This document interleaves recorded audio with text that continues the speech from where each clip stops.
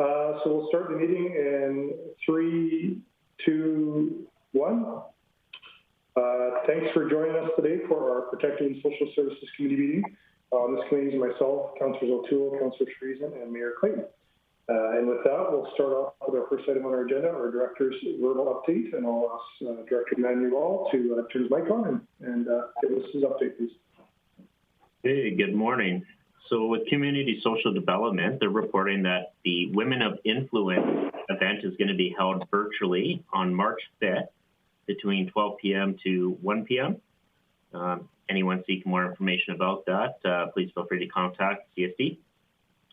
The Grande Prairie Local Immigration Partnership plans on releasing a survey for immigrants living in Grande Prairie to better understand their local perspectives, COVID-19 impacts, and help identify priorities for the committee. The survey is going to be open to landed immigrants, permanent residents, and non-permanent residents and refugees. Community Social Development is also allocating COVID emergency funds from the federal government to help cover the cost of additional washer and dryer appliances at the Rotary House, and also to complete renovations that permit a new bathroom and shower isolation space, new bathroom and shower to help accommodate self-isolation in a specific area of the building. And our Youth Advisory Council has been invited to provide input into the new Activity and Reception Center, so we look forward to their feedback. With the Grande Prairie Regional Emergency Partnership, the Community Care Program is going to come to a conclusion at the end of March. To date, this program started back in April of 2020 and has helped residents isolating due to COVID-19 have access to essential items like food and medication. A total of 96 requests have been filled over that time. However, only 6 requests have been filled since October. So other supports seem to be in place, and it's something we'll monitor, and if there's a need for it to come back, we'll bring it back. But at this point, we're just lining up any future inquiries with other service providers. The fire department reports that there has been an increase in residential fires. Now, this is primarily due to the recent cold snap and people using alternative heat sources to heat and thaw things such as pipes underneath modular mobile homes, and the increased use of fireplaces and wood stoves. In the RCMP, they're reporting that their community feedback survey closed February 24th, and that feedback will be utilized within their annual performance planning. Additionally, the RCMP are planning to do a virtual meeting with our community partners and stakeholders group, which is set for March 23rd of this month. Unfortunately, the RCMP also experienced flooding due to a storm drain issue in the basement of the detachment. So repairs are underway to correct some of the damages caused by that. And the RCMP also report that the municipal drug section successfully concluded an investigation which yielded 160 grams of methamphetamine, 44 grams of fentanyl, 20 grams of crack cocaine, and $10,500 in cash. So it's good to see that their investigation yielded some results, and a person was charged accordingly. So we're going to roll into quarterly reports next, and you'll get an opportunity to hear from the various department heads. Thanks for that, Director Manuel. Any questions for Director Manuel? Okay. Seeing none, we'll move on to our next item, and we'll get our Q4 updates from, I believe it's Ms. Sutherland this morning, for Community Social Development, please.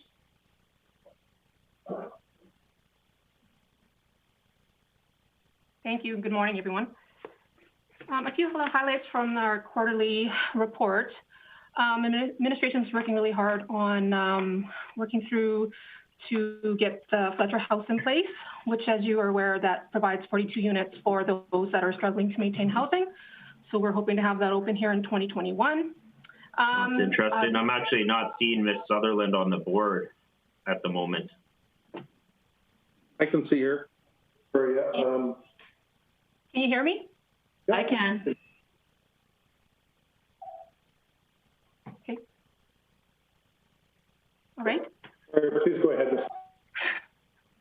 Okay. Our Youth Advisory Council will be coming forward actually next Monday to council as a delegation to provide an overview of what they're working on and what they'll be working on this year, and give you an opportunity to ask questions and get to meet them. So I'm excited about that.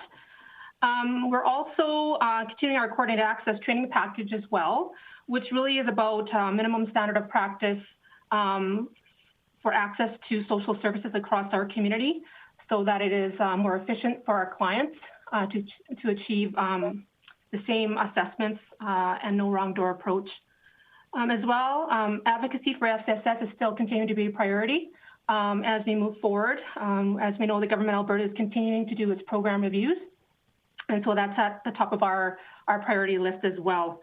Some brief highlights around the responses to critical issues. Administration's working really hard with our community partners, Northreach, as well as our mobile outreach teams, to really support the hotel isolation program. So, I mean, I really want to give some kudos to our teams and our community partners to mobilizing and continue to support that much needed program in our community. In addition to our isolation program, there's some bridge housing, which essentially means some traditional opportunities for people that are in between housing at the moment, to ensure that they have a place to stay and can move on within the spectrum. We also fund the Keywin program to the Friendship Center, and they provide opportunities to support housing loss prevention. So they've been actively supporting around 70 people that could possibly be facing evictions or leaving situations around domestic violence or financial abuse. As you're also aware, we're continuing to support the Community Opioid Task Force and providing support around the data and awareness working groups, and ensuring that we have localized data and use that to make informed decisions. Some of the stats that I'd like to highlight here in our quarterly statistics, we have some Housing First statistics there in terms of who's maintained housing, who's provided, who's moved from homelessness into housing, and as well as I'd really like to highlight it in addition is our home support program. So as you know, our home support program has been working tirelessly through the pandemic. I mean, we were closed down for a while, but I really wanted to share a story that really speaks to the impact of what our workers see. I was talking to a home support worker the other day, and I was asking her how things were going, and she mentioned that in her interaction with one of her clients, she is actually the only person that this person sees, and that is like maybe every couple of weeks. So that really speaks to how isolated some of our clients are, and that our home support program is, our staff are the only, at times often the only person that they see. So I really wanted to highlight that because I think that really speaks to the importance of having that contact, as you know, as we are continuing through this pandemic. We also continue to see relatively stable upkeep with our transit access program. So that means that people are still applying for the discounted transit. And also our recreation access. There's still a bit of upkeep there through the Eastlink Center. As well, through the community indicators table, we just wanted to highlight some things that may be of interest to you in terms of our quarterly homelessness estimates, shelter usage. We've seen an average of 81 clients per night through the 3 locations. We also have some numbers there around needles that are collected through our mapping project that we're doing with our GIS department. There's numbers there that may be of interest around our supervised consumption sites. and highlighted some stats through our Alberta substance use surveillance system as well with our overdose deaths. And we thought that it'd be interesting for you to see the Alberta supports and age case loads, just for your information, as well as just touching on some spousal abuse calls through the RCMP. So with that, I'll open up to questions. Okay, thanks for your report, Ms. Sullivan. Any questions for the committee? No? Councillor Bressie. Thank you, Chair Palat. Ms. Sullivan, I was just curious, looking at the eviction prevention program, I just noticed that there was a nearly double use of that service in Q4 over the previous quarters. Do you have any idea if that is just because the need doubled, or was there something in that program that was done to make more people aware of it? I'm wondering if community need changed or if we changed our approach to it. Through the chair, that's a really good question. I don't have the exact details on why the Friendship Center has seen such upkeep, but I would say that we would continue to see probably upkeep in that as we go through this pandemic, because as you know, there's going to be an ongoing support required as people lose payments or have to stay up on certain bills that they've been able to defer. So I could certainly get back to you in terms of the breakdown of why it's doubled, but I would suspect that it's a little bit of both, that there's more awareness of the program, but also the fact that in the times we're in, there's going to be an upkeep of people that are at risk of losing their homes or at that cusp, right? Yeah, and that definitely be my suspicion too. And it's fine if you don't have this and we need to be followed up, but just in terms of it having double the access previously, is there adequate funding in that program to keep up with increased demand if it continues? Through the chair, that's another really good question, Councillor Bressie. I think at this point, there is enough that we have funded the housing loss prevention program, and we'll be constantly reviewing it as per usual. Great, thank you. Yeah, and I guess just my hope would be that council, if funding is looking like it won't keep up with increased demand, my hope would just be that council be made aware of that. I know that the best way and also the cheapest way to combat homelessness is make sure people don't become homeless in the first place. So I think this is a hugely important thing for the people that use it, for our community, and also just for our budget. It's a really important thing. So I hope that we're kept apprised if there are any financial challenges in that program. Thanks for your question, Councillor Bressie. I had a similar one on that, so I appreciate that. I had a couple questions, Ms. Sullivan. Just seeing that the overdoses, sadly they're trending a different direction. Can you kind of put in context, looking at 2 quarters and seeing it jump up, but having 54 overdose events in 1 quarter, is that one of the highest quarters we've recorded in our history of the city, or is this ebb and flow of a 4th quarter? Through the chair, so Councillor Palat, you were talking about are you referring to the emergency shelter overdose, the 54? Yeah. So it's quite a large increase on the emergency overdose, on the overdoses there, as well as EMS response to overdose events. Is that just a quarterly blip, or is that historically high numbers? And through the chair, in talking to our executive director of Rotary House, so we get these stats directly from them. So I know, and speaking with her today, there seems to be a downward trend on that. And so with regards to that particular number, it could reflect the fact that there could have been a toxicity in the drug supply as well. So that could lead to the fact why there's an increase in overdoses within the population. Okay. But in talking to Kathy today, she said there seems to be a downward trend now in the recent stats that she's gathering so far. Okay, that's good to hear. Just another question on the needles. I mean, it's a little staggering to see that we're picking up 135 to 140 needles every day on average in our community. But if we were to GPS map this, is that something that council could have a look at? I'm just kind of curious where they're being left, and I think it'd be an eye-opener for the community to find out potentially where they are being left in there. I'm just wondering if that's something that could be brought to council's attention at some point as well. Well, through the chair, that's a really good question as well, Councillor Palat. So as mentioned, we are working administration is working closely with our GIS department, and we are actually doing that mapping and trying to collect that data in terms of how to make more informed planning decisions on whether or not the needle collection boxes are where they need to be, or if there's places that we need them. And so there's that ongoing discussion with our GIS department on how to do that. And we've collected some really good information. So certainly if council would like to see that at some point here, we can certainly facilitate that. Yeah, I think for me it'd be interesting. I'm not sure where everybody else is at, I guess. And you tweaked my last question was on the roads recovered. Do we have a breakdown of how many were in boxes and how many were just called in and found, in a back alley and on a sidewalk, like in the community space versus an actual box drops? Through the chair. So in terms of how the app works, is we're working in consultation. Actually, it's a pilot. So our first main partner, of course, is Northreach.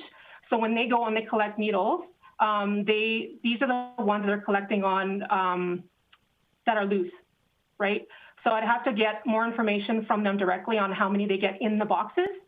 And we're also going to be in the process of introducing, to get a more wholesome picture in that, is introducing our mobile outreach team as well to inform that, that app as well, because they do some needle sweeps. So we're trying to get a more thorough overall picture of that. And then in comparison with all of the boxes, we'll see where, if there's a need to increase or plan better locations for them. But that's a really good question. But yeah, this strictly is talking about needles that they find. Okay, and just to clarify, Ms. Sutherland, that's total needles recovered, whether it's box or found somewhere in the community, that's total needles recovered? Like, that does include the box counts as well? Through the chair, I'm not 100% sure if that includes all the ones in the boxes. Okay. Okay, I see Director Manuel wants to jump into you here as well, please. Yeah, I asked that question earlier today, and I was advised it does include the box needles. It does, okay. And it also includes the supervised consumption site as well. Okay, great. Thank you for the information. Is there any other questions for Ms. Sutherland while we have her today, or do you have some more information, Ms. Sutherland? Please go ahead. Thank you for that, Director Manuel. I just want to add, too, that just an overall snapshot, because that was a quarterly update. So I'm just looking at a recent stat here from GIS. So in 2020, according to the app, there was 47,000 needles collected. 40, okay. Okay, so similar trending as previous years. Okay, thanks for that. Thank you. Okay, seeing no other hands go up, oh, sorry, Councillor O'Toole. Yeah, Angela, I attended the virtual planning session for social development here a couple of weeks ago. I guess it was a week. And also the accessibility committee meeting we held. And I want to thank you so much for doing such a great job in your department. I understood there's some good things going on besides what's going on today. And I just want to give you kudos. So thank you. Thanks for that, Councillor. Thank you very much. Councillor Thiessen. Thank you very much, Councillor Platt. Thanks for that question about GIS and tracking. I was like, wow, that's a great idea. Are we doing that? And then thank you, Angela, for saying, hey, we already are. Question on that, though, for either Ms. Sutherland or Director Manuel. When we do the mapping, do we indicate of those 47,000 needles that are found annually where the drop boxes are and where the supervised consumption site is? And just the reason I'm asking is in relation to just random needle sites where people may be having encampments, where it may not be safe for the general public, or that the general public should be aware of those areas and either populate it or avoid it. Thanks for the question. So I'm not sure which one of you from administration wants to jump on that, but I see that. I think we're going to have an arm wrestle. Arm wrestle with Director Manuel. Through the chair. Yeah, we have the current state of the box. We have the box pinned on the site or on the map. You can tell I'm not a GIS person, but it's pinned on there, and so we can see where they are. And in relation, Ken's telling me, yes, we do. So we have it pinned on there, and as well as, so we have all the sites on there that show the hotspots, and we will review it. We continue to meet with GIS to review them and look at where, and work with Northreach on that in terms of how to make some decisions on where things go and where the spot should be. And sometimes, and I don't know if Director Manuel wants to add on to this, but I know even through our mobile outreach program, they're also finding some additional hotspots. So it's good to get all of that information captured so we can make informed decisions. Just a quick follow-up, Ms. Sutherland. Do we or are we planning to or have the capability to pin the supervised consumption site so that where that is at different points in time as well? Through the chair, yes. Awesome, thanks. Just to clarify, through the chair, the supervised consumption site's in a fixed location. It doesn't move. Easy peasy. Perfect. Thanks. All right. Okay, I think we've had some good discussion on that. I appreciate the report today. And we'll move on to our next item, Enforcement Services Q4 2020 update. And I'll ask Mr. Kelly Kokash to please put his camera on and turn off his mic and jump in the conversation.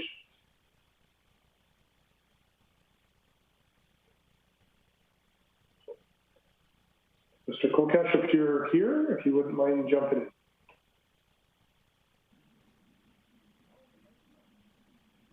There we are. Thank you. Thank you. Here to give my Q4 report. I'll just give you a quick overview of report that's submitted, highlights. We've been busy responding to a lot of Public Health Act calls, COVID-19 related. To date, or actually of 2020, we responded to 147 calls for service.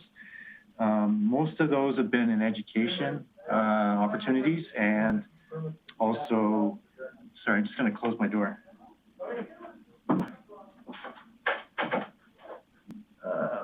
Many educational opportunities as well as many unfounded. But we've been very busy in following up on those. As of last week, of course, you've learned also that the community peace officers in Alberta do not longer have any authority to enforce provincial acts or those provincial orders. So we are following up with the RCMP and passing on the ongoing investigations that we do have. Substantial effort was made in Q4 regarding some bylaw updates. Thank you very much, everybody, for participation and attention to the traffic bylaw and the parkland bylaw. Those are really good projects, and today we're going to hear the vehicle for hire bylaw, which I'm very excited to present along with Sean Hebert, my administrative support guy. Mobile Outreach Program Liaison Officer. We started that last in Q3, actually, rolled it through till Christmas as a pilot. I'm very happy with the outcome of that liaison person that we had with the Mobile Outreach Program and with all the departments, Rotary House.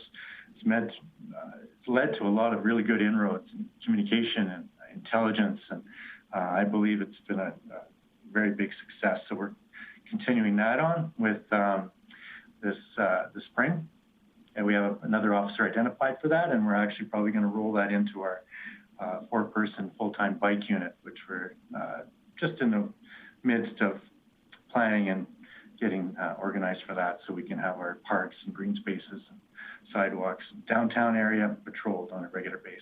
That's to supplement our foot patrols as well. So we have a number of charts and numbers,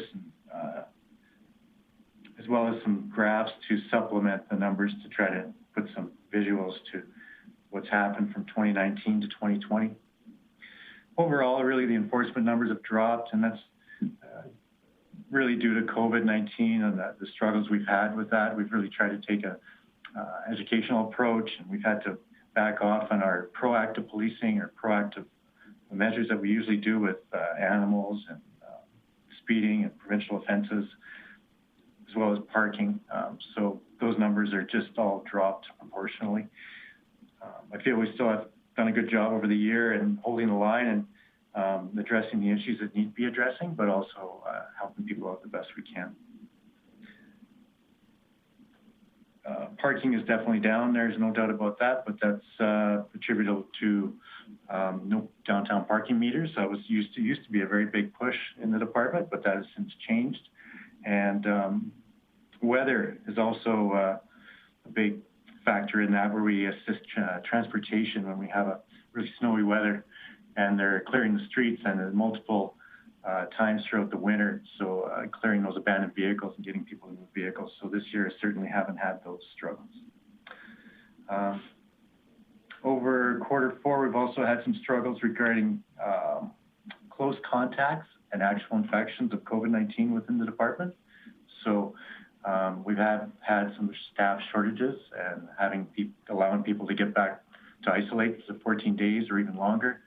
We've had full watches actually infected. So we've been able to keep operations rolling and keep answering those calls for service that have remained constant, and also addressing any other issues we have. So that's been very dynamic. There's no doubt about that, but I think we've been successful in addressing those challenges.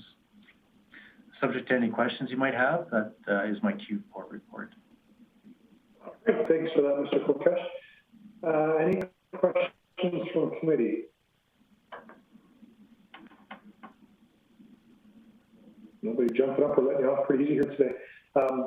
Not a question, more of a comment, and then you did touch on Mr. Kulkesh, but just seeing how the parking and collisions have dropped substantially.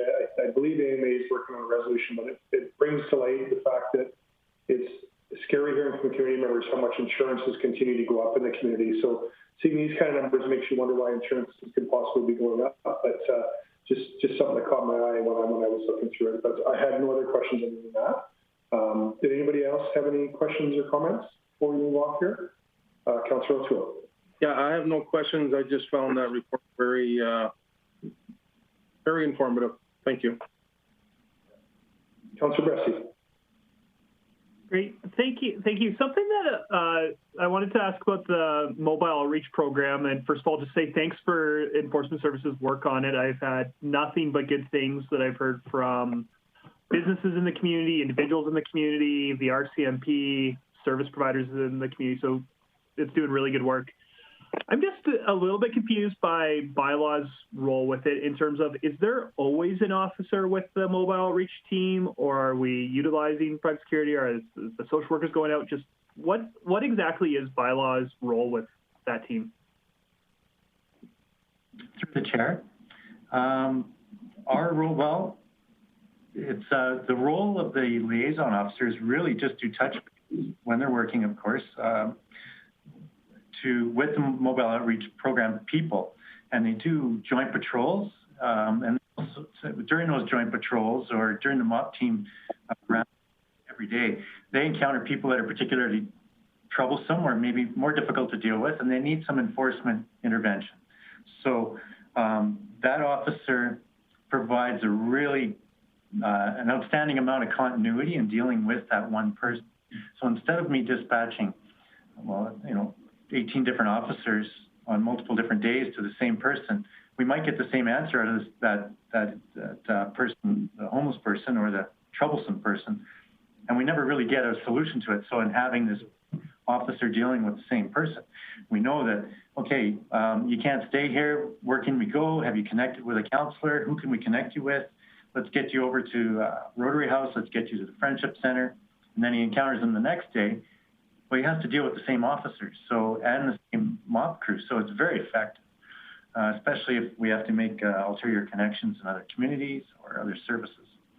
In addition to that, he liaises very heavily with the RCMP to identify people that maybe that the RCMP can take responsibility for, if they have outstanding warrants or whatever's happening is criminal in nature. So he connects with the RCMP and engages them, which is really effective as well, because we're able to intervene or deal with these people on the right platform, as opposed to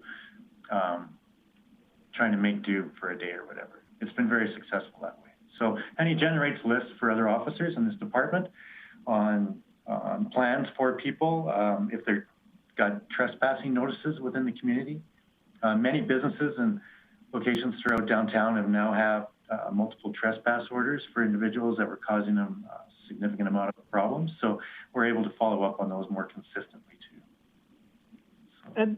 And then is there always an officer with MOP when it's operating, or is it just when an officer gets called in and on some patrols? When he's working, our liaison officer, he is really tied with the MOP team.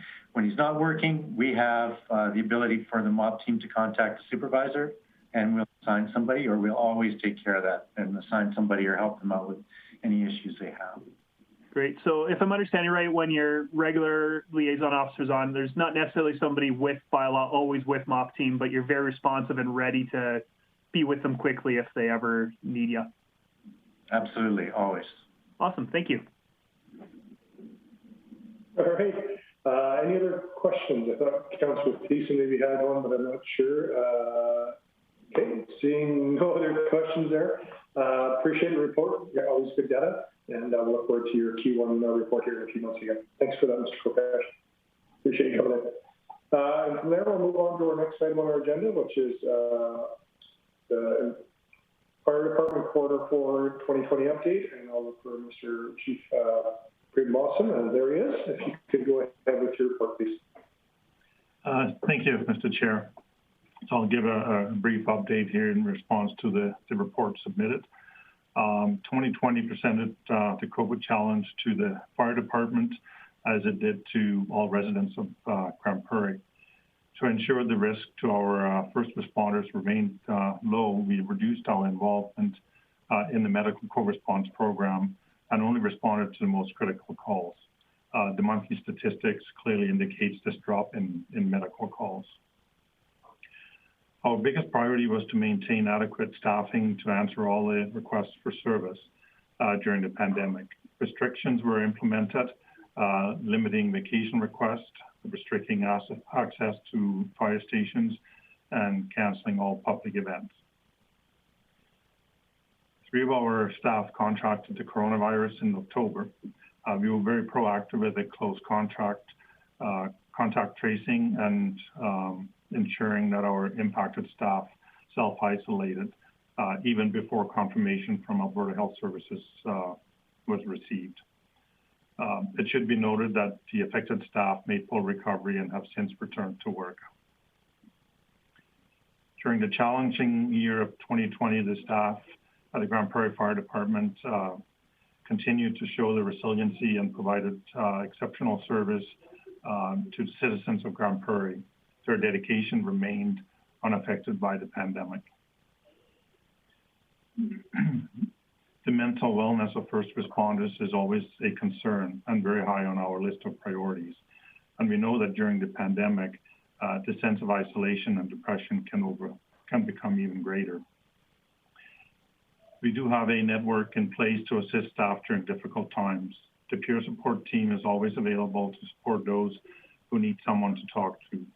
The team has proven more valuable than ever. A little bit of an update on some of the projects in Q4. So the computer-aided dispatch to CAD upgrade is an ongoing project. We have experienced some delays due to COVID-19 and delays in the 911 phone solution. It is anticipated that the GP 911 will be operating on the new CAD platform in the Q3 of 21.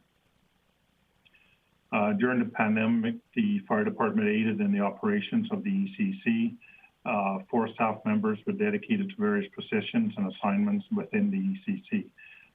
They worked in an excess of 2,100 hours during the assignment combined. And just a little note about the charitable foundation. So this is a foundation formed by firefighters. It's not really any connection with the fire department. However, the good work they do does reflect really well on the department. So a little note here.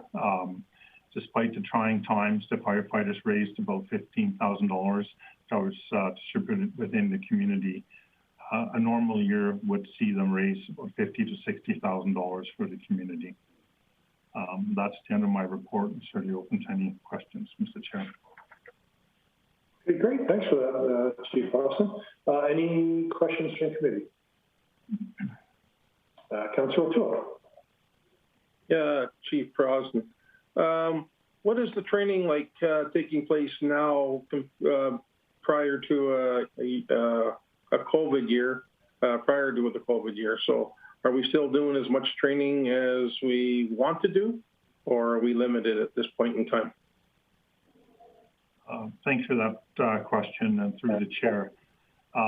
We're certainly doing a lot less hands-on training and sort of crew training. We do follow the regulations and the restrictions from Alberta Health Services. So it definitely is a challenge to maintain our skills. And we are a little bit anxious to get going again. The guys always enjoy sort of the active training sessions rather than sit in front of a computer screen. So our hours of training are still maintained at a high level. However, it's more classroom or one-on-one sessions in front of a computer screen. So thanks. Well, thank you for that. And sometimes we got to make things work even when they're not the best. So good stuff. Thanks, Councillor O'Toole. Any other questions for Chief Austin today? Councillor Thiessen, please. Sorry, I'm dealing with a faulty cell phone holder stand. Thanks for the update, Chief Austin. Really good to hear all the stuff that the fire department has been working with and how they've been over the last quarters. A couple things really popped out of your report for me. One was the peer support team. I just want to say it's really good to know. I think I always knew anyways with my discussions with various fire members that they have that kind of support to assist them with their mental health and wellness. And I very much look forward to the next report on the next quarter and the presentation by this peer support team. I think that's a valuable asset for our first responders. The one thing that popped out for me really is in the COVID-19 response with the positive cases that the fire department had. It says in the report that information from Alberta Health Services was sparse and required much effort to obtain. It was eye-popping for me because you work so closely with Alberta Health and at least their emergency services and EMS. How's that communication relationship now with AHS? Has it improved over the last little bit here? So through the chair. So I think there's sort of a couple different avenues of communications that's come to light here. So I think on the day-to-day operations, we communicate well with the staff that we respond with and certainly the staff in Grande Prairie. I think where the challenge was for us in this case was getting information about COVID. And I think that the challenge was simply because Alberta Health Services were overwhelmed at the time with contact tracing and sort of sharing information and updating information. So I don't think our sort of relationship ever really diminished with Alberta Health Services, and it's still very strong both locally and provincially. I think it was just simply a question of being really that busy and then trying to get to us in queue, I guess. So. Okay, no, that's good to hear. Communication has improved, though? Yeah, I would say so, yes. Awesome, thanks. Hey, thanks for that. Councillor Thiessen, any other questions today? All right, see you none. Thanks again for coming in and giving us an update, Chief Austin. Always appreciated. And we'll probably see you again here in about 3 months. So thanks for that today. And with that, we'll move on to our next item, and I'll ask Mr. Sean Curry to come give the Q4 update from the RCMP, please. Good morning. Thank you, Councillor Phillott. Madam Mayor, councillors, other attendees, thank you for the opportunity. I'm just going to, I guess, reiterate some of what Fire Chief Austin said. The past year, and certainly in Q4, was a rather challenging year for us. At that time, we had an outbreak in the detachment also. We were able to maintain operations and kept the community safe, but it certainly had an impact. That was then followed up in November when there was a significant outbreak in the vulnerable persons populations here in the city.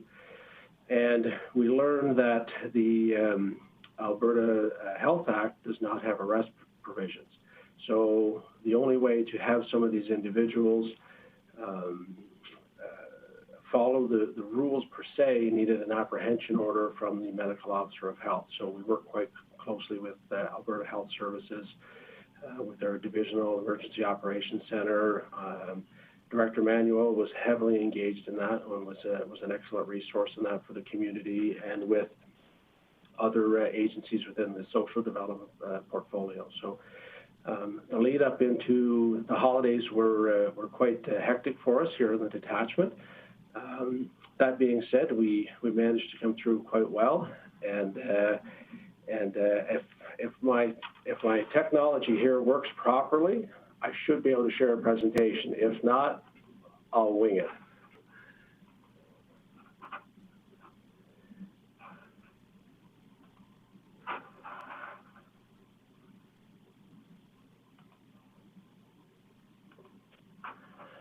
So I just wanted to provide you with some numbers here. As we all know, COVID has been a challenging year. You will note, and I'm hoping everybody can see the graph on the screen there, 2020, we did have a decrease in calls for service or police files, but it may not have been as significant of a decrease as one would have expected. We still had over 29,000 calls for service.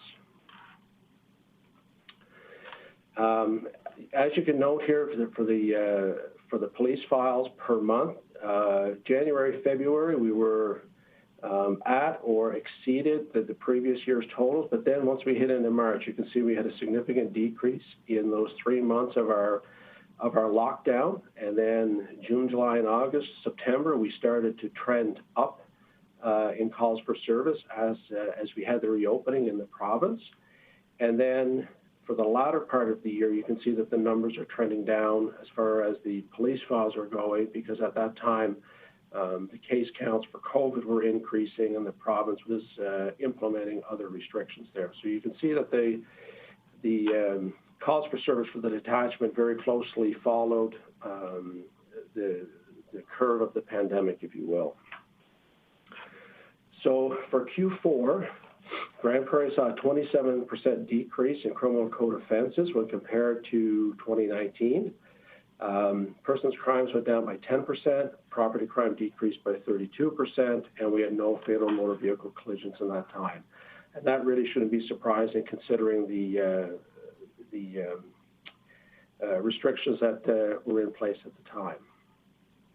Overall, this is kind of a stat for a snapshot of 2019 versus 2020, January to December. There was a 14% decrease in total criminal code offenses. Property crime went down by 16%, other criminal code by 16%, and you can see the select property crime that we put in there, the break-and-enters, theft of motor vehicles, and theft under all had significant decreases. I know I've mentioned this a couple of times, and I've certainly mentioned it to our committee members for the Municipal Policing Advisory Committee, and I know Councillor Bressy attended with us. I really want to highlight the work done by our Special Investigative Unit, and that was the unit that we implemented here in September to deal with our most vulnerable victims, those victims of domestic violence and sexual violence.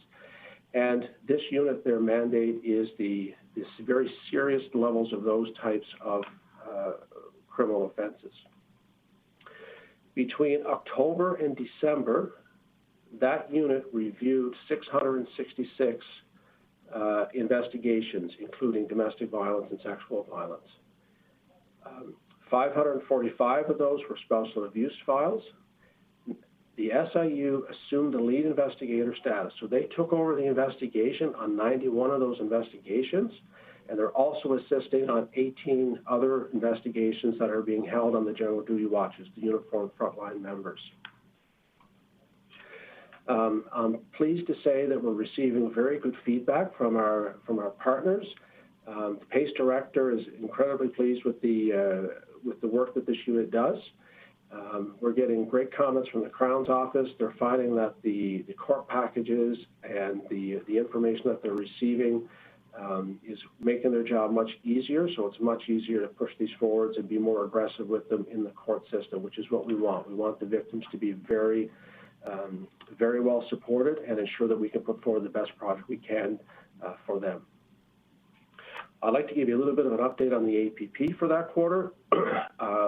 What we wanted to do was, in an effort to increase our product for the Crowns, we put in a new task management system. So that has been put in place, and in our monitoring of it, we've had improved compliance with court requests, which is improving our relationship with the Crown. Not that it's bad in any way, but we certainly want to make sure that we provide them the best possible package so they can do their jobs more efficiently. The clearance rate from October to December on investigations was 31%. There was 1,230 PAT ticketing. So as you recall, back through the summer, we transitioned from a paper ticketing system to an e-ticketing system. So that's called PAT ticketing. 189 written warnings were given, and there were 64 street checks. Just a comment on that, we had planned to have had in-person training for radar. It was part of a phased approach to increasing the ability of our frontline members in their obligations for road safety. However, with the outbreak in October and then restrictions placed by the province because of COVID, in-person training was suspended. So that is still approved. We're just waiting now for the approvals for in-person training to continue on with that phased implementation. Staffing, so our annual staffing for the year, it was 101.45, and as you were aware, we have 104 funded positions. So that's pretty good considering COVID and reductions in cadets coming from depot, the same as most other major agencies there. Because of COVID restrictions.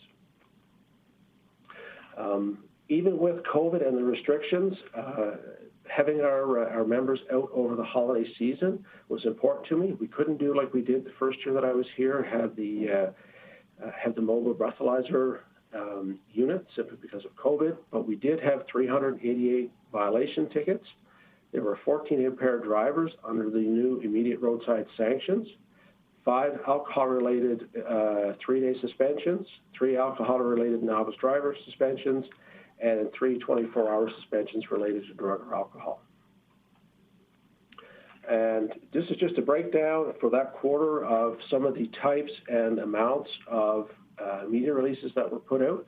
We really want to, or I really want to, engage the community and make them aware as best we can as to the good work that's being done here within the community for them and to keep them safe. And that is all I have except for questions, and hopefully you can still see me now. Yeah, we can still see the Superintendent Curry, so thanks for the report. Any questions today, Mr. Curry? Councillor O'Toole. Mr. Curry, you've been very busy, and so has your crew. So you can see the results, and that's a good thing. And I like to see that number of staff at 101.4 is probably the highest it's been in a very long time. So thank you so much. Thank you, sir. We've been fairly aggressive in getting people in, and I'm happy to report, actually, we've had a high number of more seasoned officers come in as opposed to cadets, which is nice to see also. I think certainly myself and Inspector King, we really want to promote what a great detachment this place is. There's lots of good work here, lots of good learning opportunities, and it's a great community. So we've tried over our tenure here over the last 18 months to try to promote that. And I think we're seeing some encouraging signs that we're getting more of those experienced members coming. Keep them coming. Thank you very much. Thank you, sir. Thanks, Councillor O'Toole. Any other questions for Mr. Curry? All right, well, seeing none, again, appreciate you coming in today to talk about the 2020 Q4 updates and all the things you do for our community. So thanks, Superintendent Curry, for coming in today, and look forward to our next chat. So thanks again, and with that, we'll move on to our 6.1, our vehicle for hire bylaw, and I'll look for Sean Hibbert, please, to bring that from administration.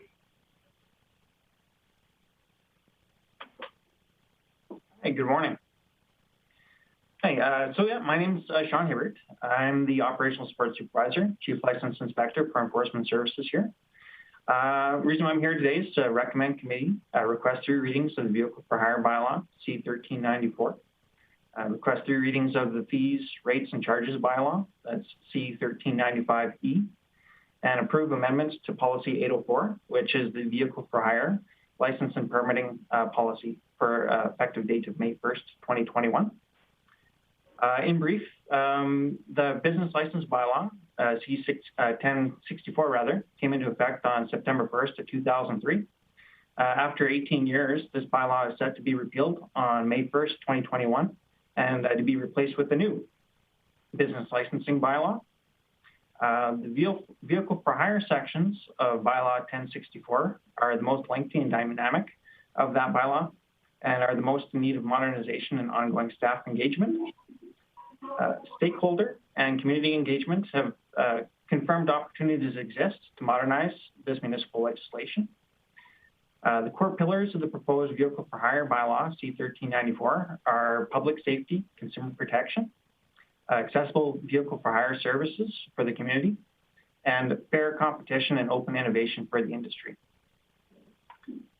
Going into the modernization of the Vehicle for Hire bylaw, so the existing regulations are inequitable and not reflective of current industry trends or consumer preference. The proposed Vehicle for Hire bylaw will address these inequities by incorporating the following changes.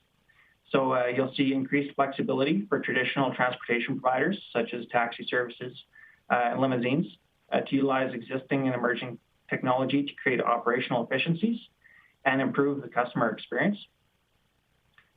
Within this bylaw, you'll see designated driving services and shuttle services become regulated within the municipality. So this will introduce regulated driver qualifications and insurance requirements, which we're currently without. And lastly, the big introduction in this bylaw is the Transportation Network Company. So that's your Uber, Lyft, Tapcar, those rideshare companies. They'll be officially regulated by the municipality, which will also introduce driver qualifications, police information checks, and insurance requirements for them as well.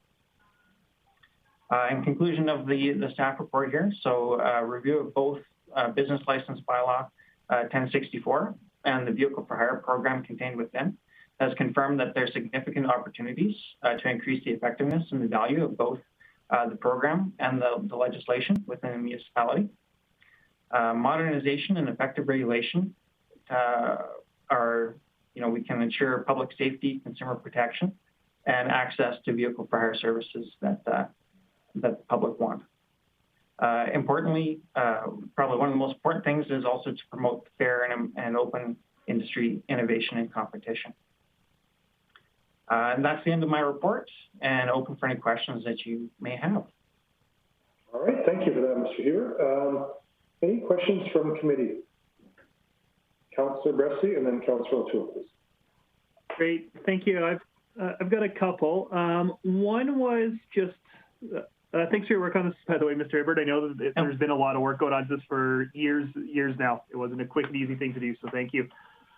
Just going to page 5 of the bylaw, in section 4.2, says no person may drive a vehicle without a vehicle permit, but it excludes transportation network vehicles from needing a vehicle permit. Can you just talk to me a little bit about what the thinking is of excluding those from that need? So the vehicle permits for transportation network companies and designated driving services, you'll see their shuttle support vehicle are included in that as well, is because for transportation network companies, they're driving their own personal vehicle. So what we've seen in other municipalities is that they don't slap a permit up on their vehicle because they're not always operating as an Uber or a Lyft. It's only when they're in service, they put up their company decal to indicate that they're in service. They would only get that company decal if they're approved by a regulated transportation network company, and then through us as well. And then for shuttle vehicles, just the flip side of that, for shuttle vehicles, they don't actually transport passengers, so they wouldn't need a vehicle inspection for that vehicle permit. Yeah, the designated driver shuttle vehicle, no passenger in it, that totally makes sense to me. The network vehicle challenge, so is it just because you see less risk in it because they're not being used as full-time as a taxi might be? I'm just trying to figure out why would we require that for a taxi transporting a passenger and not a transportation network vehicle transporting a passenger? Oh, sorry, I should say through the chair. Pardon me, this is my first time. Through the chair. So the reason why we don't require the mechanical inspection and the vehicle permit for those transportation network companies is because they're already regulated through the province for that. So the province, the transportation network company regulation, in order to be regulated through the province to operate a transportation network company, they have to meet those requirements. They have to submit that mechanical inspection and all that document to the company that they're working for, which is then regulated by the province. So we felt it would be redundant for us to further that, although that could be a path that we could explore if the city really wants to go down there, we could. Great. And so taxis don't have that same provincial regulation? No. So basically we are regulating these vehicles the same way a taxi is regulated, just different levels of government are regulating them. Exactly right. Gotcha. Excellent. Thank you. I do have a few more questions, Councillor Platt, but why don't you let somebody else get in the queue and then I'll get you to come back to me. Okay, appreciate that, Councillor Bressie. Councillor O'Toole, I believe, had his hand up next. Yeah, hang on here. There we are. Yeah, thank you very much, Sean. That was a lot of work, and you basically didn't not unturn any stone. That was a lot of work, a lot of research, and I appreciate it. And I liked a little bit about red tape reduction, so we don't have to do the same thing with provinces and have it in our permitting. So good to the staff. I know this has been a number of years in the process, and it's much appreciated. So no questions here. It's just a thank you for having this resolved this year. Thank you. Thank you. Thanks, Councillor O'Toole. If nobody else has got a hand up, I'll come back to Councillor Bressie. And I did have a couple questions as well. So Sean, can you just let me know on I guess, within the bylaw, on, I guess, page 5, it's got display of information. Was there any discussion around posted rates, posted minimum rates, GPS cameras, like those kind of things? I appreciate I don't want to get so prescriptive for industry that it becomes onerous, but just knowing from me in other communities, almost every cab I've ever got into had a camera in it. And so I'm just wondering if some of those things were discussed and why they didn't maybe land in the bylaw. So in response, through the chair, so for cameras, are you referring to like security cameras? Yeah, like the in-dash cameras that I've seen on a lot of in-dash cameras. Yeah. Yeah, so there had been some discussion about in-dash cameras and even security cameras within the vehicle for hires, and that's something that you would have seen reflected in the public engagement, specifically within the survey, the online survey that we had done. There's a lot of people that were interested in that sort of thing. As a municipality or as the administration, we didn't feel it was our place really to regulate that into the bylaw. We figured that would be more so a selling feature for the industry themselves. So we were hoping that they would take the feedback that we received from the community and be like, hey, people want to see, security cameras, dash cameras, whatever it may be within the vehicles for hire. And there's an opportunity for one of the industry stakeholders to take up that torch and install that technology and advertise themselves for that this is something that the public wants to see. I'm the first on the block that has these new gadgets installed to give you that sense of, security and safety that you want. And so, yeah, we really kind of felt that would be the more appropriate place for it rather than us building it into the bylaw and making it mandatory, then, identifying what kind of technology would be the standard across. So, okay, no, fair answer. And just just wanting to, I guess, make sure that we're safeguarding ourselves, that we've done, and I guess you put together a report that you obviously feel does do that, but there wasn't anything about posted rates. And again, that's another thing when I go to other communities, there's always a minimum posted rate sheet kind of on the window or door. Was there a reason that we didn't want to have that within our bylaw? To the chair, yeah, that's a good question. And sorry, maybe I could defer this over to Director Manuel for the posted rates, because in my experience, that's been something that we've tended to stay away from and let the industry kind of regulate themselves. But Chris, if you wouldn't mind. Certainly. So through the chair, historically, there has been a requirement to post rates, and I believe the bylaw still actually offers the flexibility for the chief license inspector to, or a license inspector, sorry, to request that be done. What the city of Grande Prairie doesn't do is specify what the rates are. So in a lot of communities you go to, historically speaking, because they're built off a traditional vehicle for hire system, a taxi commission has prescribed the exact dollar amount a taxi can charge. But the city of Grande Prairie has opted not to have a closed system, which means we don't prescribe how many taxis can and cannot operate. We operate under free market. So because we're not specifying the rates per se, there still is an ability to require that taxis have posted rates, but those rates are subject to change to whatever they want them to be. They just have to be transparent as to what they are. The city won't prescribe the actual rates. Okay, thanks, Director Manuel. I'll probably maybe circle back to this, but I just would like to let other people get in the queue on it. Councillor Bressie, you had your hand up, and then if anybody else wanted to jump in after that, please throw your hand up. Yeah, thank you. Just looking at page 11 of the bylaw, section 21, which is dispatcher obligations. And one of the obligations was to maintain a commercial or branch office within the city. Can you tell me more about the thinking behind that? And is there any other industries where we'd require that? To the chair, yeah, that is something a little more unique that we had built into this bylaw. Reason being is specifically for, pardon me, let me start again.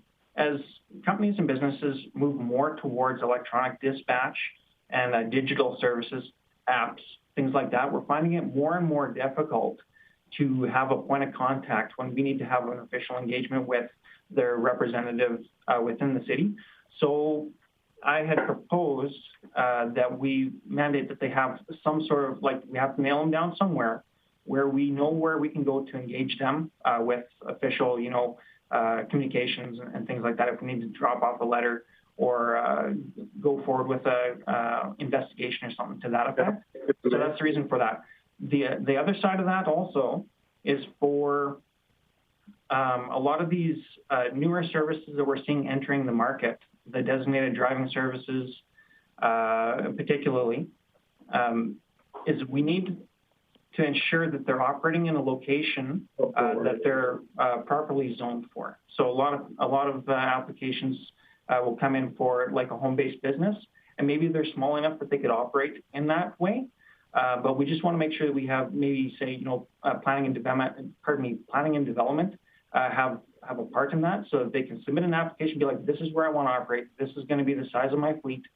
Am I supposed to be in a commercial location so we keep that traffic out of residential areas, or do we allow them to operate within residential areas, depending? Great. So then this obligation would still allow, it says maintain a commercial or branch office, but a branch office could be a home-based business if it meets requirements of the land use bylaw. Yes. Yeah. Gotcha. And was there any consideration given, it makes sense what you're saying. For me, as much as I'd like to say they have to be based in the city, I don't know if I'm comfortable saying they can't be out in Claremont. I don't know. Was there any consideration given for different language than being within the city? Through the chair, absolutely. Like this is brand new. I'm open to revamping this to better language that suits the needs. Just something that we have a location or something to nail them down so that we know where they're at. Great, thank you. I think that might be something for committee to discuss in a bit. I do have two more questions, Councillor Palat. Do you want me to ask them now or give some others a chance? I didn't see any other hands go up, so if you want to keep going, please proceed. Great. Another question I had was about the policy. I'm kind of confused by what that policy does the bylaw doesn't accomplish. Do we need that policy, or can we just repeal that policy, just let the bylaw speak for itself? Oh, through the chair, that's a very good question. I wasn't overly involved in the development of the policy there, just the kind of the rewrite of it. As far as I know, it's always been in play. May I defer this to Chris, if you have any knowledge of that? Sorry, can you just repeat that question, Councillor? So part of this is we've got the bylaw itself, but we've also got an accompanying policy.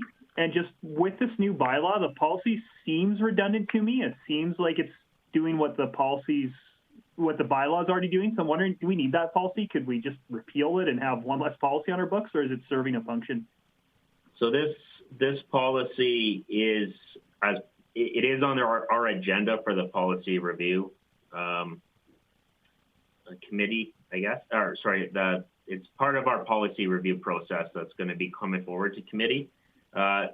You are correct, though. I do believe that the policy is redundant at this point, and I would be recommending that we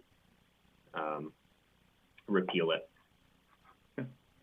And I think I'm good actually now, Councillor Palat. Thank you. Okay, thanks, Councillor Rusty. I did have a few more questions as well, I guess. I'll call my own number here in case anybody else comes up. But just one of the things when reading through it, I guess what safeguards people if somebody fails their criminal record check after they've already had a license, or fails their vulnerable site check after they've already got their license? Like, I'm seeing the duty to inform, like number 31 within the bylaw, but is that the area that we'd be able to enact to say, wait a minute, John Doe no longer has a valid permit because they failed one of those things? Or can you explain to me the duty to inform and how we ensure that if something like that happened, that we be notified? I guess I'm speaking specifically to police information checks and the vulnerability site checks as well. Yeah, through the chair. So how we would be notified typically would be, in my experience, through the RCMP, they would notify us if there was an issue with one of our chauffeurs, information that they would be able to share, or if information comes up with their annual renewal. It's not something that we typically, run constant checks on the drivers. It's when it comes up for their annual every year, they have to do the renewal of their criminal record check and the vulnerable sector check. And if anything pops up at that time as something's pending court, then we'll take a closer review at it, see which information we're able to access, and then determine at that time whether or not it meets the requirements to suspend or revoke that license, depending on the severity of the situation, which is listed out in the bylaw there for, violent and drug-related offenses, sexual offenses, things such as that. And then, of course, the duty of responsibility to inform us also by the broker or the dispatchers. They'll have an obligation as a responsible business within the community to also ensure the safety of the citizens that they serve. So we put faith in them as well, that they'll notify us of any changes of circumstance for their drivers. Okay, so if I'm understanding correctly, point in time, they apply, everything is good. If something changes, we're not really in a position, unless it's through the RCMP, to get updated or change anything with our process until the next time they reapply? Correct, yeah. Okay, thanks. Just one last question for me. Can you kind of walk me through the process of what it looks like if somebody did have a problem with a taxi or one of our chauffeur companies or anybody that would be on this bylaw? Like, what happens if I'm upset? Where do I call? Where does that information go? How is it deciphered? And what steps are taken, I guess? Yeah, so through the chair, the steps of filing a concern or complaint or even a compliment for our existing brokers and whatnot is they would contact Enforcement Services, our department. I have a licensed inspector that works directly with the vehicle for hire industry, and she's typically the first point of contact for any concerns that come through. Any bylaw or peace officer could also receive those concerns and complaints, depending on how they're dispatched. Typically, they come across my desk for review, and then I draft a official communique to the broker requesting, as part of the investigation, date, time, the drivers they had on the road, the vehicles they had on the road, to narrow down and gather evidence for whichever the concern may be, and then notify the complainant of the steps that have been taken to date, and to keep them up to speed on what's happening and what may happen as the investigation progresses. Okay, so thanks. So nothing really changing from policy. This is a process we've had in place and will continue to be in place regardless. Okay, thanks for that. Any other questions? Councillor Messi. My apologies. I'm a victim of my messy handwriting in my notes, so I did come across one I forgot. I swear this actually is my last question. In terms of payments, common concern I hear in the community is really being shooken down to pay cash instead of being able to use my electronic payment. Was there any consideration given for requiring taxis especially to take electronic payment if the customer wishes?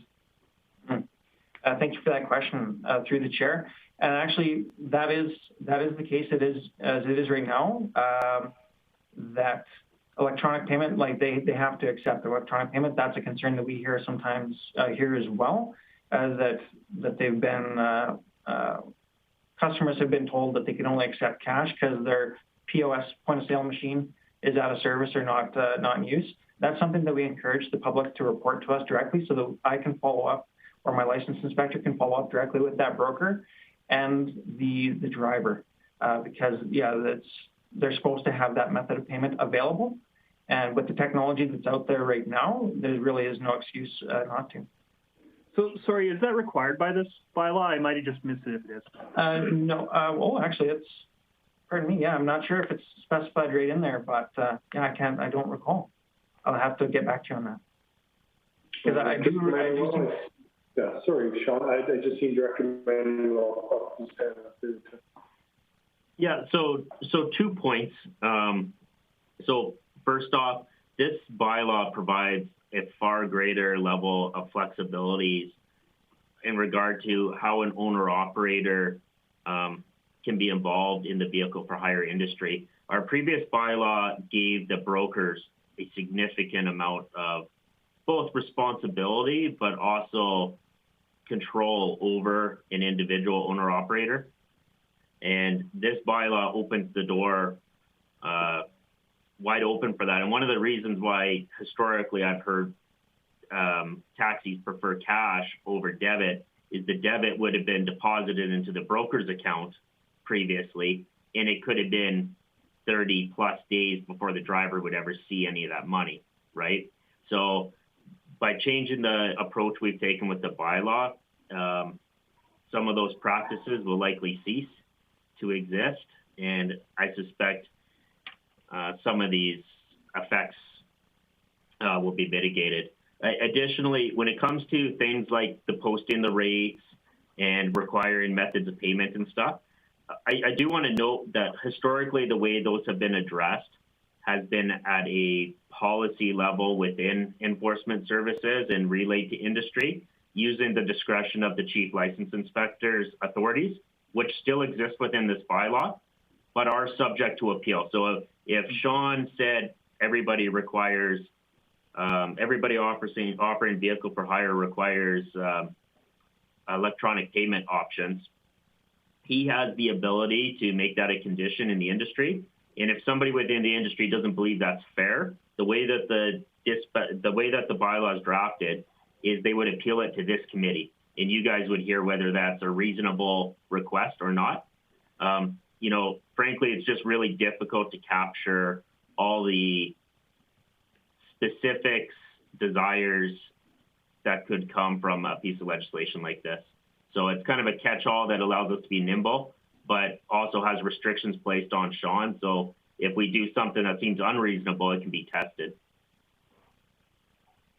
Okay, thanks, Director Manuel. Councillor Bressie, you had a follow-up?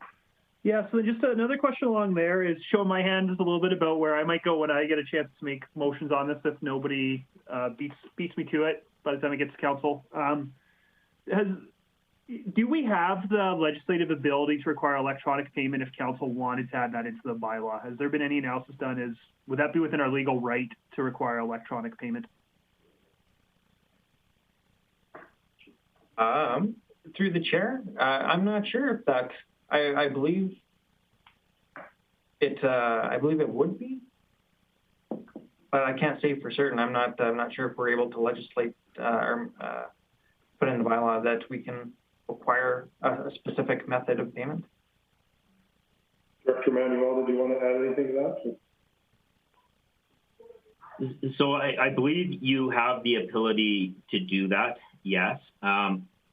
You would just need to provide some consideration to the fact that, like any piece of technology, it's subject to failure, and they are all cellular-based devices primarily, and not all areas of the city have the same coverages and whatnot. So there would probably have to be some mitigating legislation in there as well. Thank you. Okay, any other questions, or does anyone want to entertain any of the motions that are in our committee package?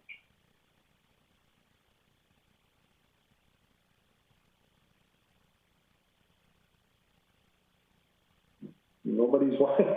Councillor Friesen. So I now need to find the motion, but I will move as admin directs. Sorry, I got out very quickly thinking I was Xing something out, and I X'd out my entire browser, so I've completely lost the agenda now. So there's three different motions on there for recommendations. The first one's giving 3 readings to vehicle bylaw hire. The second one's giving 3 readings to fees, rate, and charges, and then the other one's approve amendments to policy 804. There we go. I am back to it. So I'm going to split these out. I'm going to first begin with that committee recommend council give 3 readings to the vehicle for hire bylaw C-1394. Okay, thanks for that, Councillor Friesen. We'll get some conversation going with that. Any discussion or debate on that motion? Councillor Bressie. Great, thank you. I mean, I showed my hand a little bit of where I might go when this comes to council. Can't make any motions here, but 2 amendments I'd encourage committee to consider is the electronic payment one. I don't know if that's controversial or not, but the other one that I'd strongly encourage committee to consider is requiring an office in the city, maybe adding wording like in the city or nearby region or something like that. As much as I'd like to require them to be in the city, I don't think that that's really appropriate for us. I think it is appropriate to require a regional office, though. Fair comments, Councillor Bressie. I'll just jump in the queue to say I'll support this because I do think this is a good council conversation and looking forward to having it there. I'm probably similar to Councillor Bressie. I'd probably look at making amendments around electronic payments and having fares posted, and probably would like administration to, hopefully come back with more information of what it would look like if we actually had cameras in the cars. Just looking at this policy, this was 2003. We had a discussion in 2018 about updating this, and my fear is if we miss some of that now, it could be an awful long time before we circle back to this. It's 3 years on council. There's some policies we've never touched. So I'd like to try to get this one as much as possible to safeguard our community when they're entering vehicles for hire. So those would be important steps for me. But for today, I'm happy to support it getting to council for sure. Any other conversation around Councillor Friesen's motion? Okay, seeing none, I guess we'll go to our e-scribes and then we'll hopefully get to vote on that.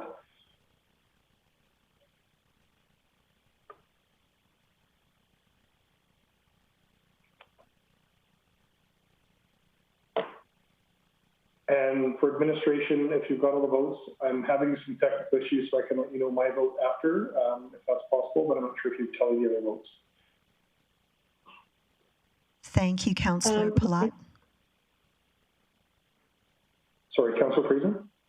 Thank you, Chair Palat. Mine has not appeared for voting on my screen. Councillor Friesen, can you provide us with your vote, please? In favor?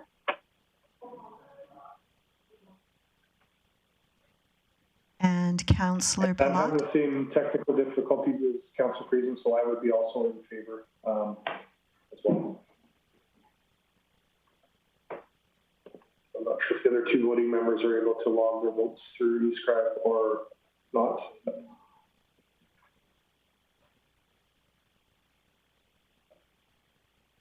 Chair Palat, the vote carried unanimously. Okay, thank you for that.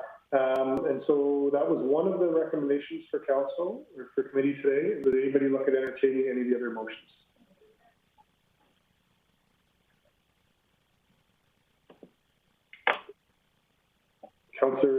Mayor Clayton.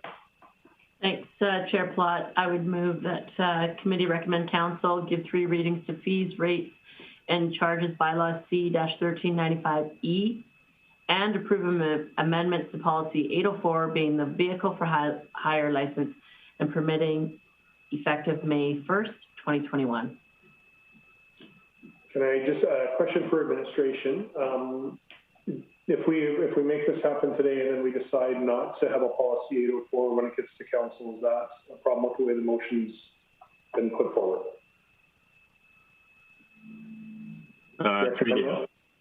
Through the chair, no, you'd be able to rescind the policy at council.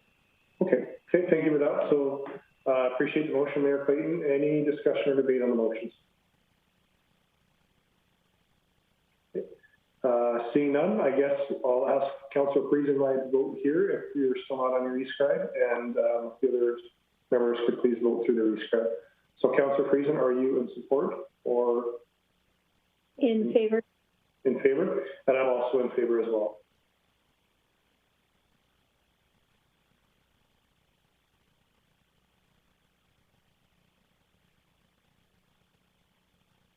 I'm not sure if that's Ms. Karbaschewski or Amanda that's looking after us today for. Chair Palat, the motion carried unanimously. Okay, thank you for that. All right, and I guess that closes out our business from committee items other than our outstanding items list. So if I could ask. Sorry, Councillor Plott. Councillor Friesen has something to add. Oh, sorry, Councillor Friesen. That's all right. I'd actually like to, I have a motion arising.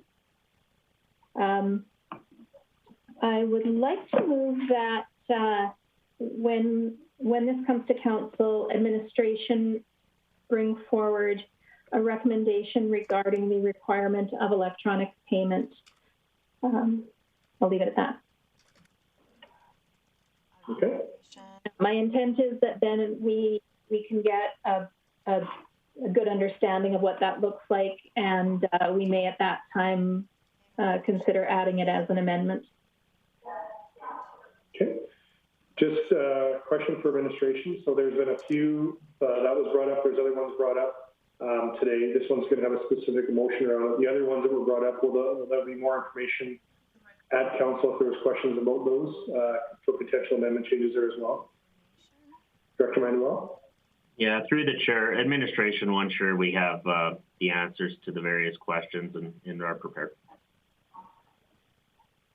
Okay, so saying that, would administration appreciate Councillor Friesen's motion as it stands, just to make sure that is there, or is that already going to be captured with this conversation?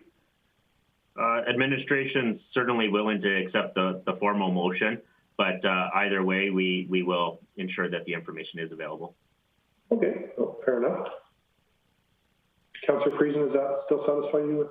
So yeah, the motion to stand, I would just, often with it comes the recommendation of the language of the specific motion, and I think this one is important enough that we get that specific language rather than trying to do it on the fly. Okay, well, appreciate that. Any conversation or debate on the motion?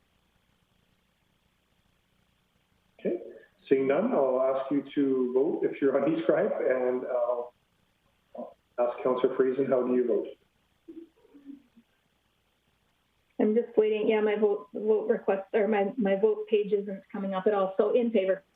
Yeah, I'm also in favor as well, and so we'll let Ms. Karbaschewski hear those two, and then let us know how the votes go. Chair Palat, the motion carried unanimously.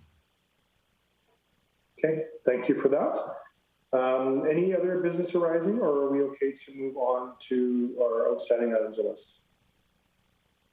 Seeing nobody in queue there, I'll just ask Director Manuel if you can update us on the outstanding items list, please. Yes, certainly. So items 1138, the Grand Spirit Foundation request, and 1119, the Grande Prairie Chamber of Commerce affordable housing proposal. Administration has taken both of those and merged them into what we're going to label as the 2021-2022 Affordable Housing Action Plan. So we intend to present that publicly on the March 16th meeting. The report is prepared. We're just amending the public version of it now, so it'll be posted and circulated. And item 1055, the Traffic Enforcement Efficiency Review, will also be presented on that date. Okay, thanks for that, Director Manuel. Looks like if we have a good March 16th, we're going to be out of committee business here, so good thing. Councillor O'Toole. Yeah, if it's all right, I'd make a motion to accept the outstanding items list as amended. Okay, appreciate that, Councillor O'Toole. Any discussion or debate? Seeing none, please vote on that. Councillor Friesen, are you still having issues with your e-scribe, or did you? Yeah, it's not appearing. I'm in favor.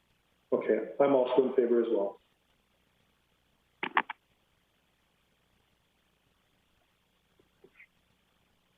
And that looks to carry. Okay, thanks for that.